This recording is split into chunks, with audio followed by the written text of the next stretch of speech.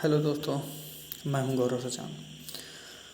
आज आपके लिए फिर लेकर आया हूं मैकेनिकल इंजीनियरिंग के क्वेश्चंस जो है मैकेनिक्स के। हमने पिछले लेक्चर में 30 क्वेश्चन कराए थे। आज फिर से लगभग 30 से 40 क्वेश्चन हम कराएंगे। तो चलिए आगे बढ़ते हैं। पहला क्वेश्चन पे बात करेंगे। पहला क्वेश्चन है इसमें 31, कह रहा है according to law of triangle of forces, जो फोर्सेस के त्रिभुज का नियम है वो क्या है, उसकी डेफिनेशन क्या है। चलिए एक एक ऑप्शन पढ़ते हैं, फिर उसमें देखते हैं कौन सा सही होगा। तो पहला है 3 forces acting at a point will be in equilibrium, ये गलत। दूसरा देखते हैं 3 forces acting at a point can be represented by a triangle, each side being proportional two forces, नहीं ये भी गलत है। If 3 forces acting upon a particle are represented in magnitude and direction by the sides of a triangle taken in order, they will be in equilibrium, ये बिल्कुल correct है। तो इसका आंसर सी हो जाएगा।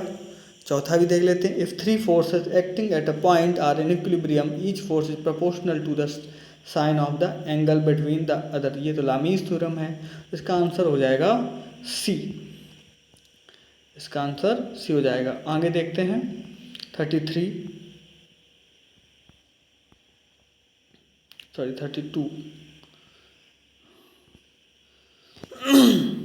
अगला next question, if a rigid body is in equilibrium under the action of 3 forces, एक rigid body है वो 3 फोर्स के साथ इक्विलिब्रियम में है, साम्यावस्था में है।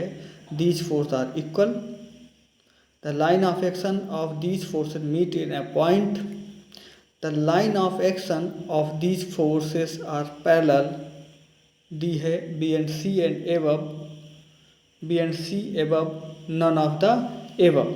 तो क्या करेगा, रिजिड बॉडी इक्विलिब्रियम में कब होगी, तो देयर फोर्स आर इक्वल, ये भी गलत। सेकंड ऑप्शन भी गलत है इसका, थर्ड भी गलत है। तो इसका आंसर हो जाएगा, नहीं सॉरी, करा दीज फोर्स आर इक्वल, हाँ फोर्स इक्वल होंगे तो इक्विलिब्रियम में हो जाएगी। ठीक है, सही है, लेकिन परफेक्ट नहीं है। इक्वल हैं, सही हो सकती है, लेकिन अगर ये अपोजिट डायरेक्शन में हो, इसमें और भी चीज़ें जोड़ी जाएंगी तो पूरी तरीके से इसको हम सही नहीं कह सकते हैं। अगला कह रहा है the line of action of these forces meet in a point, line of action एक पॉइंट पर मिल रहे हैं। हाँ यहाँ पे सही हो सकता है, इक्विलिब्रियम में हो सकता है।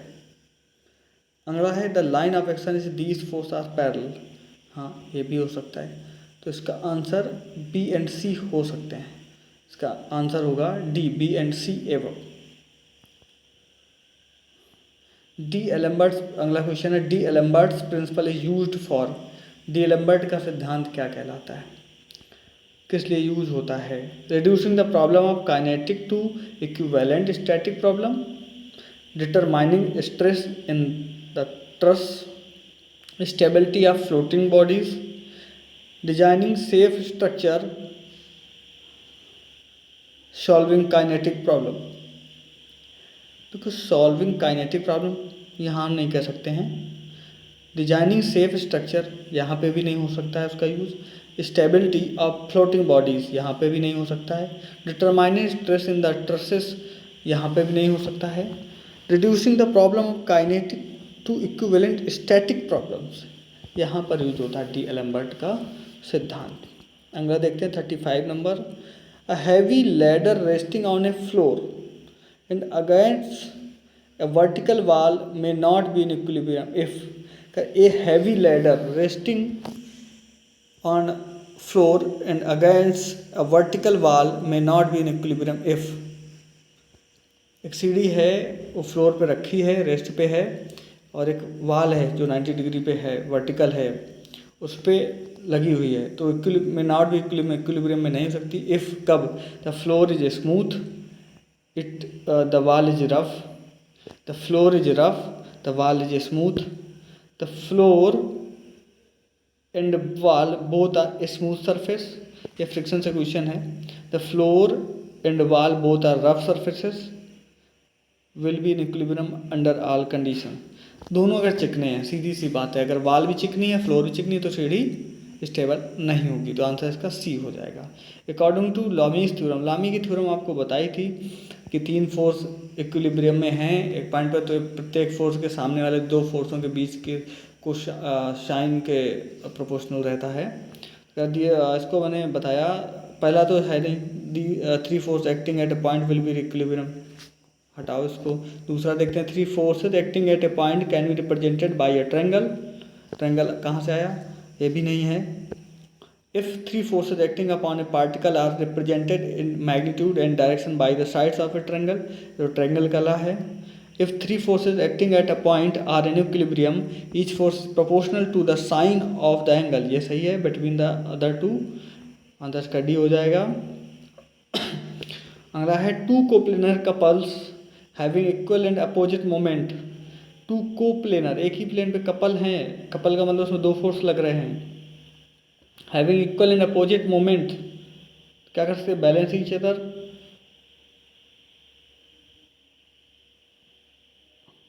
To coplanar couples having equal and opposite moment, दोनों क्या कर रहे हैं, अपोजिट मोमेंट है दोनों में, और 2 कोप्लेनर कपल्स हैं, बराबर हैं, balance each other, produce a couple and a unbalanced force are equivalent, produce a moment of couple cannot balance each other, एक दूसरे को बैलेंस नहीं कर सकते हैं,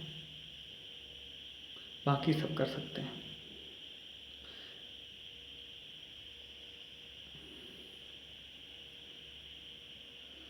एक दूसरे को बैलेंस नहीं कर सकते, इसका आंसर हो जाएगा ई।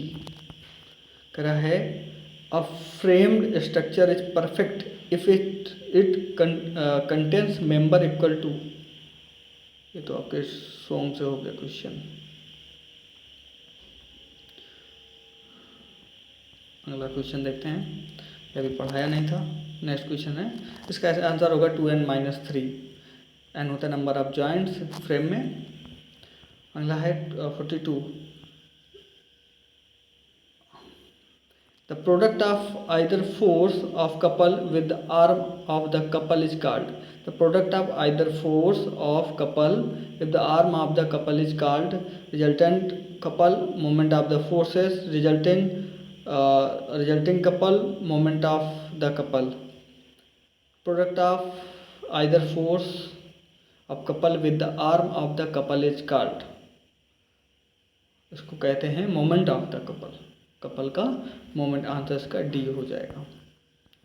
अगला देखते हैं जरा, कराए in determining stress in frames by method of section, the frame is divided into 2 parts by an imaginary section drawn in such a way as not to cut more than.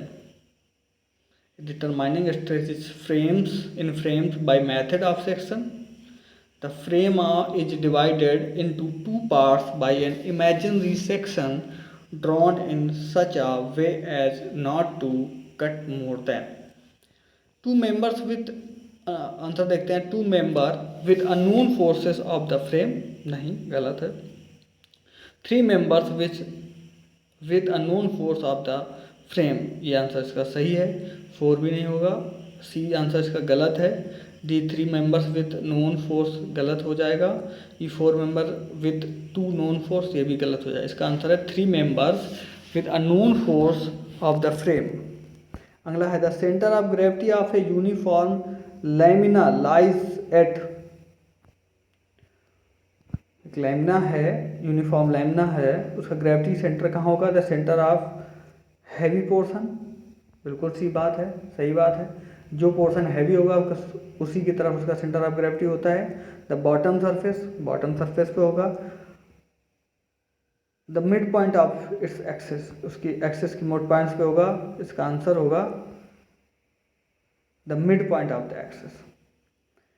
कह रहा the centre of gravity of uniform lamina lies, कहाँ lies कर रहा है? Centre of heavy portion, the bottom surface, the mid point of its axes, all of, सबसे best answer इसका C, the mid point of its axes, उसकी axes के mid point में। अगला देखते हैं, centre of gravity of a solid cone lies on the axis at the height, एक कोन है उसका सेंटर ऑफ ग्रेविटी कहाँ होता है? 1/4 ऑफ द टोटल हाइट, उसकी जो हाइट होती है बेस से उसके 1/4 1/4 पे, 1/3 ऑफ द टोटल हाइट, ये भी नहीं होगा, 1/2 पे नहीं होता है, 3/8 पे नहीं होता है, 1/4 1/4 पे, 1/4 एच जो उसकी हाइट है कोन की, तो बेस से 1/4 और ऊपर से 3/4 H. Centre of percussion is, centre of percussion क्या होता है? At point, the point of centre of gravity, the point of metacentre, the point of application of the resultant of all the forces tending to cause a body to rotate about a certain axis. The point application of the resultant of all the forces tending to cause a body to rotate about a certain axis. ये answer इसका सही है, सी होगा इसका answer. Point of suspension ये भी नहीं सही है, the point in a body which about which the it can rotate horizontally and oscillate under the influence of gravity, ये भी नहीं सही है। अगला क्वेश्चन है, centre of gravity of a thin hollow cone, एक पतला hollow cone lies on the axis at a height of, कहाँ पर होगा? इसका आंसर है B, 1/3 of the total height एवं बेस, 1/3 टोटल हाइट का नीचे से ऊपर होगा हॉलो कोन का। अगला है, the unit of moment of inertia of an area are, क्या होगा? मीटर की पावर 4, मोमेंट ऑफ इनर्शिया किसका? एरिया का, मीटर की power 4। The centre of percussion of the homogeneous rod of length L suspended at the top will be, centre of percussion का homogeneous rod of length L है, उस जिसकी length कितनी L है, तो इसका हो जाएगा आंसर डी, 2l/3। अगला है, the centre of gravity of a triangle lies at the point of, centre of gravity, triangle की सेंटर ऑफ ग्रेविटी कहाँ होगी? कॉन्करेंस ऑफ द मीडियंस, जो इसकी माध्यिकाएँ होती हैं वो जहाँ एक दूसरे को काटेंगी वहीं उसका, या एक दूसरे को मिलेगी वहीं उसका क्या होता है? सेंटर ऑफ ग्रेविटी होता है। अगला देखते हैं, the unit of moment of inertia of mass are, the moment of inertia of mass का यूनिट क्या होगा? किलोग्राम मीटर स्क्वायर, आंसर हो जाएगा इसका A. The possible loading of various members of framed structure are, the possible loading in various member of framed structure are, इसका answer हो जाएगा compression और टेंशन, दबाव या तनाव। अगला है, a heavy string attach at 2 ends at same horizontal level and when central dip is very small approaches the following curve.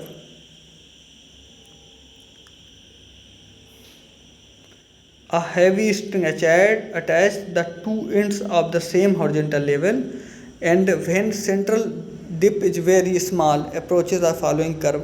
क्या बनाएगा? पैराबोला बनाएगा। अगला क्वेश्चन देखते हैं, तो आपके फार्मूला पे डिपेंड क्वेश्चन है, इनको आप अपने हिसाब से करिएगा क्वेश्चन देख के।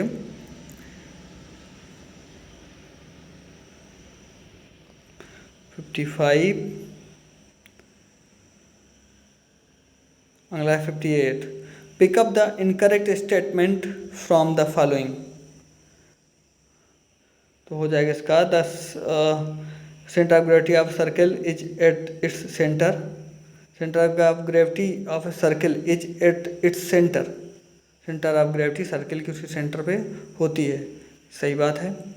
The centre of gravity of a triangle is at the intersection of its median, माध्यिकाएं जहाँ कटती हैं वहाँ होता है, सही है।